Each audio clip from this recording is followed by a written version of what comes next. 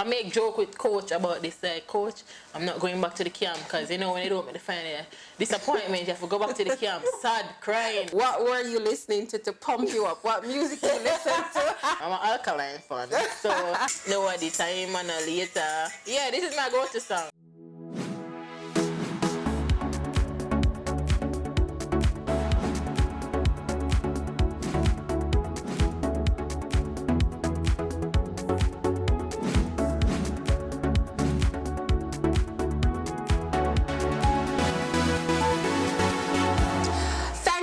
For tuning in this week. I am so excited about this interview. We are sitting with the one and only Shadae Lawrence. She is the first Jamaican female discus thrower to qualify for the Olympics. And not only that, she made it to top 8. She's also very brilliant. She has a degree in economics, and she's our special guest today to tell us all about her journey to the Olympics and maybe inspire you who want to go to the Olympics someday.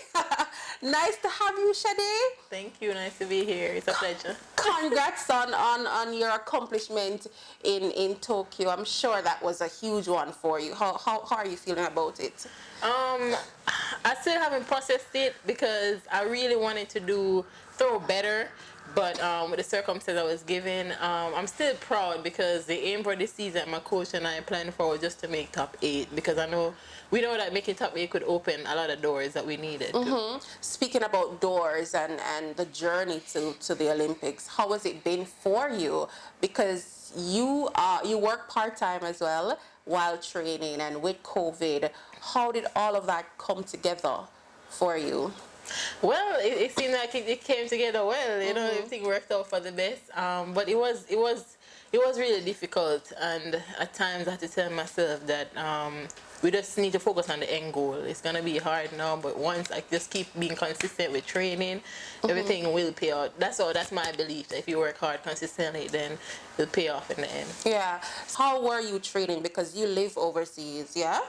And your coach is in Jamaica. So it's a virtual training session that was happening? Yeah, so after I finished college in 2019, I knew that I wanted to become a professional athlete because I was good at it. But I also knew that I didn't have a sponsor and I didn't have much support but myself. So also I knew that I wanted someone who was really serious about athletics because I was very serious at making it at the professional level. I always admire, because I made a team with him before, called Julian Robinson, and he was always serious, and he used to tell me, Shadae, you see, if you get stronger, if you work harder, you can be world class. I'm like, okay, let me hit Coach Julian up. He was like, SL, I'll be elated to be your coach. Right. And but I also told him that I know financially I wasn't ready to come back home because I'm not from a wealthy background and anything, so I know I needed to work. I felt like staying in the States and working would be much easier for me, but I also know it would be hard. You know, not having a coach every day there training with you. But he was like, it's gonna be hard, but we can make it work. So coach was there with his tablet or computer giving you instructions. Yeah, what I did was I bought a tripod stand with my phone, and I would just put it at the back of the circle and just video a couple throws, and after it done, he would every day he would ask. That's why I really appreciate Coach, because even though we weren't together, he asked every day, where are my video, SL, where are my videos? So after he would analyze each and every day, you know, what we need to work on. It was still hard because he wasn't there to tell me instantly like what I needed to do or what I was doing wrong. So where did you work and who paid for the facility for you to train? So I trained at the University of South Florida. In order for me to use the facility, especially during COVID, they were really strict. They were like, just sign up as a volunteer coach. So I just signed up as a volunteer coach so I could use the facility for free. But then I had to jump in like some of their session with the throwers and just be there because that was my role. Because in my degree is economics, I could not do nothing in my field part-time. It had to be full-time. So like work, and I always wanted to work with the elder. So I went to a nursing home and did part-time job. It was hard still because some days I had to rush like train because it was like from 2 to 8, 2 p.m. to 8. I had to work and then I had to wake, so that means I have to wake up in the morning and train and get ready for work. So like 75%, 75% of the time I was late. They did not know. They did not know like why I was rushing, and I just did not want to let anyone know. Like a lot of people know that I was in athletics. I just want to keep that side away from work. But now they know, right? Yeah. A lot of that, some of them don't know, but I eventually let them know. And but a lot of my coworkers eventually found out I was an athlete, and they were cheering me on. I'm a big braider, like very good at braiding. That's one of my job, like side hustle that helped maintain this journey. So I really thank my clients too. But definitely I told myself right after I'm finished with track, I'm gonna open my own salon because that's how much I love it. And that's another gift I feel like God gave me because it's natural. So how you manage doing hair, working at the nursing home and training? So working at nursing home was for the background period of training, but as soon as I started traveling, because you know once you start traveling you're gonna miss work, so I know that I was to tell him like, hey, this is it, I can't come back. I didn't tell him exactly why. I just want to separate that part of me. So I'm like, okay, I quit that job, I had to get some money. I was already doing hair, you know, on the like maybe weekends or when I could.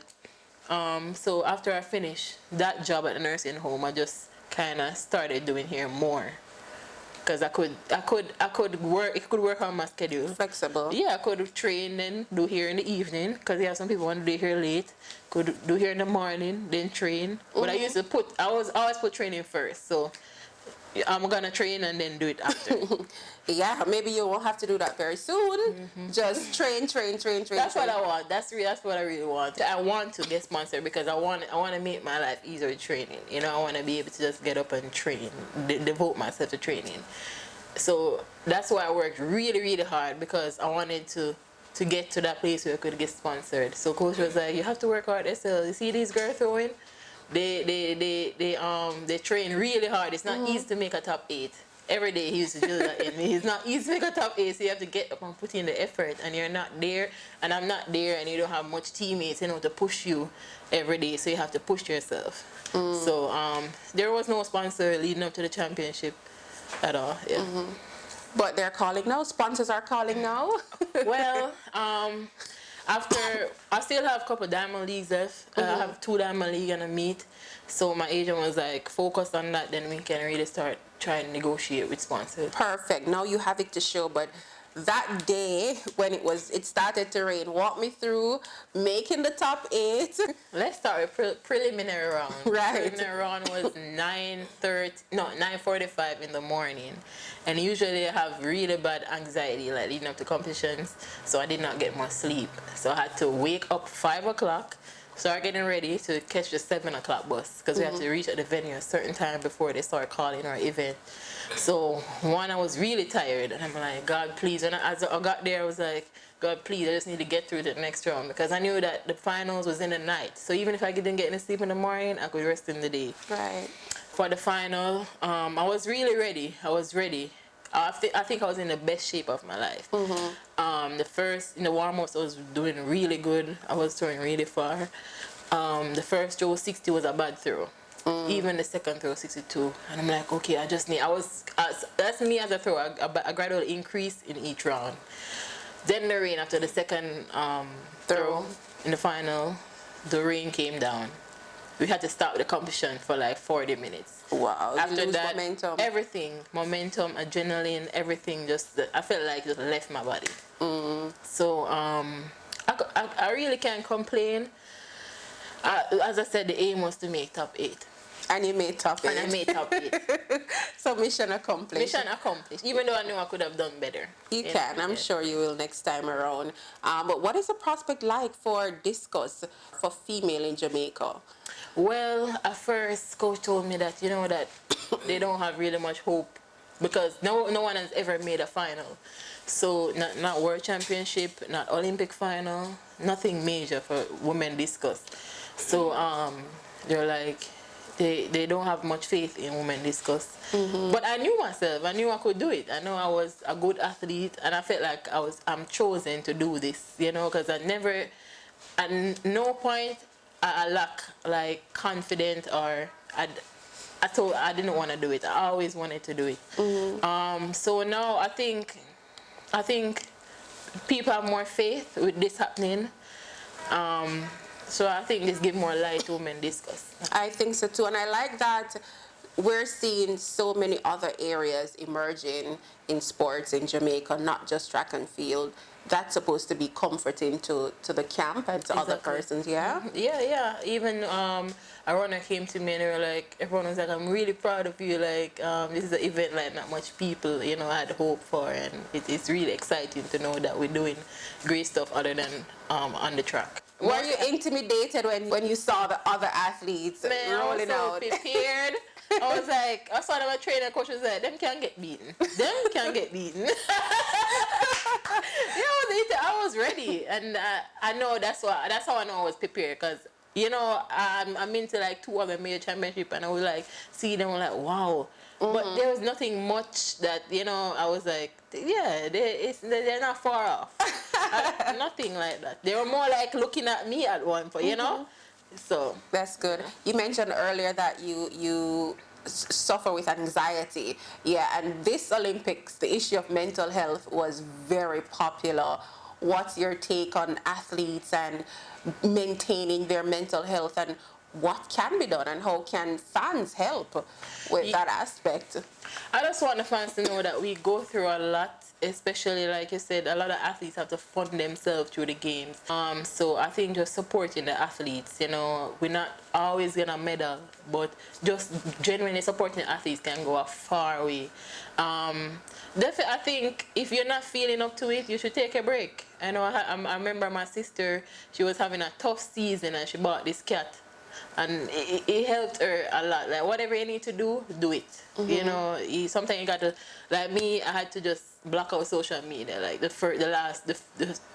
2 days leading up to the event, I was like cutting off all social media, just to remain focused. The Olympics, we had psychologists that we could talk to before we even started, before we competed. Did you use it? Yeah, I did. He was like, Shadae, all you need to do is go out there and smile, because it gives you this type of energy, so just go out there and smile, and I did. It worked. Yeah, I don't know, but I think that's what I don't remember seeing you smiling, Shadae. No, I mean, after you saw me after the throw, I said, what is that? I was vexed. But definitely, it helped. It's the first time leading the finals I wasn't nervous. And I was like, God, what is this? Like, is this you showing me that I'm ready? And I was ready. And you had the support of Jamaicans, we love celebrate. Yes, my mom was, she was like, your neighbors, they're excited and you go do well. I'm like, yeah. So what next for you? Because your season is still happening. So what next?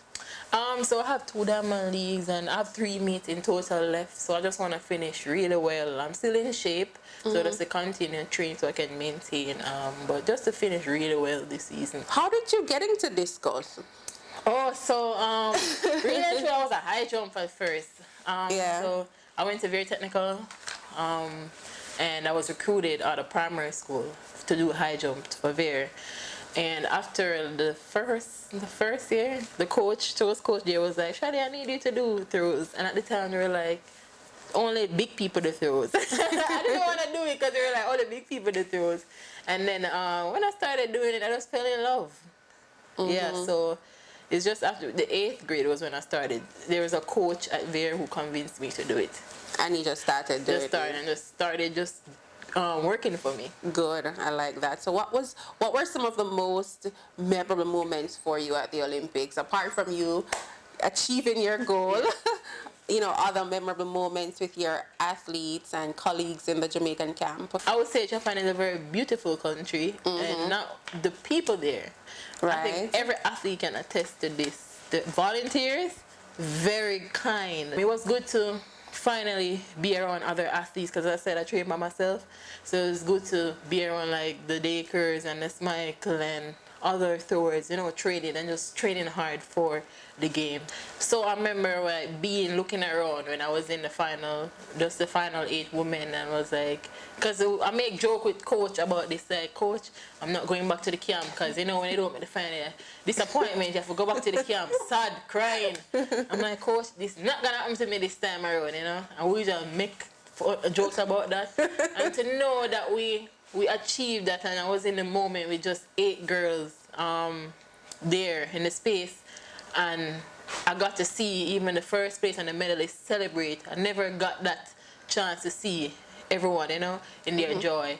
I'm like, you know, I'm glad I'm in this moment. And something in my spirit just told me that, hey, one day you're gonna be celebrating just like that too. So that was just a moment. So people identify you now on the road and say, Shadae! Me put on my mask and you know, because I said I don't like the excitement. Well, you know, when I first came to the airport, there were like people who want to take pictures and stuff like that. So yeah. Really. So we heard Elaine saying she was listening to Shensia in her head. What were you listening to pump you up? What music you listen to? Well, you know, all of the data fan. I'm an alkaline fan. So, you know, there's a lot of alkaline songs that I think is conscious, like Try Again. Try Again. You never make it last year. So I was listening to a lot of those songs, you know. Gospel too, because I like to just resonate with God before I compete. So alkaline and a couple gospel music. And nice. But most of what I do is like speak, you know, like, God, this is it, it's you and I. But I've been doing that since training, so it was that naturally. Anything you want to say to your fans watching? Coach, thank Coach. Yes, I want to say thank you to my coach. You know, I respect it to the fullest. I told him already he believed in me and no one else. He pushed me each and every day. And I can't thank him enough. He's like the best coach to have. Yeah. Big up yourself, coach. Big up yourself. Yeah, and my sister, big up yourself. Thank you for being on a journey. My mom, even like I wrote on my post, even when I feel like I'm a loser, they always like, girl, stop it. Like, you did well. Like, they never let me feel like I'm not good enough. Top 8 out of 32. That's good. Yes. Considering that you trained virtually. Yes. You know, you didn't have your coach in your space, and yeah, so I think you did good. I think if you keep on working hard and not giving up, your time will come. You have a lot of talented discus throwers before me who decide, hey, I'm not gonna get any help, so I'm not even gonna bother. I'm not gonna work. It can be real hard.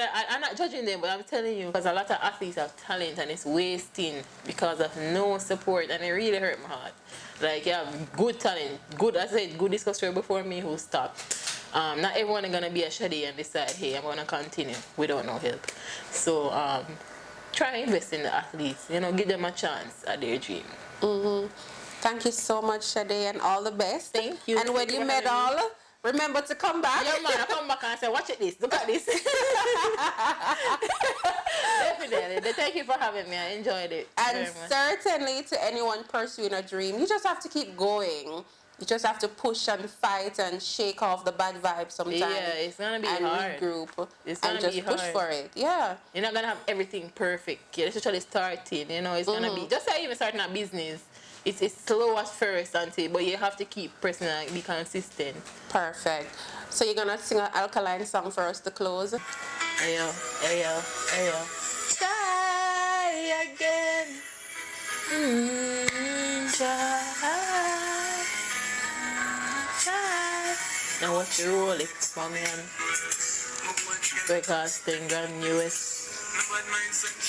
You know, I'm not really know much of the party. You heard the party now? I have to make it that year, you say make it that year, I have to make it this year. Know what the time and later. Yeah, this is my go-to song. You know, uplift my spirit. Yeah. All right, alkaline, big up yourself. Big up yourself. Let's have fun.